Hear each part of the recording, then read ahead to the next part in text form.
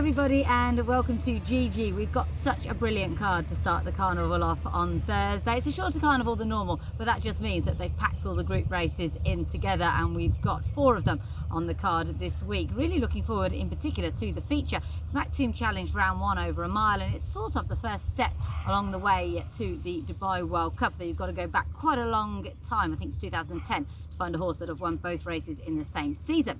Anyway, really good lineup for this week's race, and the one I'm going to side with is Salute the Soldier. He ran a great race on his seasonal reappearance behind the reopposing Great Collection last time. He was giving away weight there, and I think that this time, with the benefit of stall number 1, he's going to go forward and he might just be hard to catch. So Salute the Soldier is the pick for me in that one.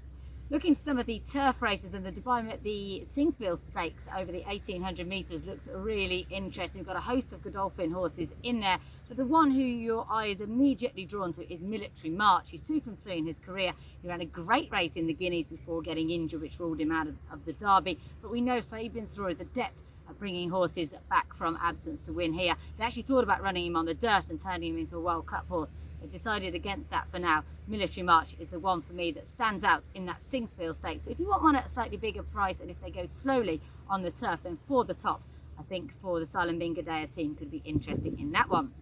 The other Group 2 is the Al Fahidi Fort over the 7 furlongs, the 1400 metres, and you've got a few real specialists over this trip in there, including of course Dubai and also Glorious Journey. They look the interesting ones in there, and William Buick very rarely gets it wrong, so interesting that he's decided to side with Glorious Journey, so he could be the one for me there. Maybe also worth having a closer look at the filly at the bottom there, Final Song. She's as tough as anything. It's interesting she stays in training, she goes well fresh, and she just could go well at a slightly bigger price, of course, getting weight off the rest of the field. We also have the Group 3 Dubai Stakes, which the winner could well end up in the Group 1 Golden Shaheen on World Cup night.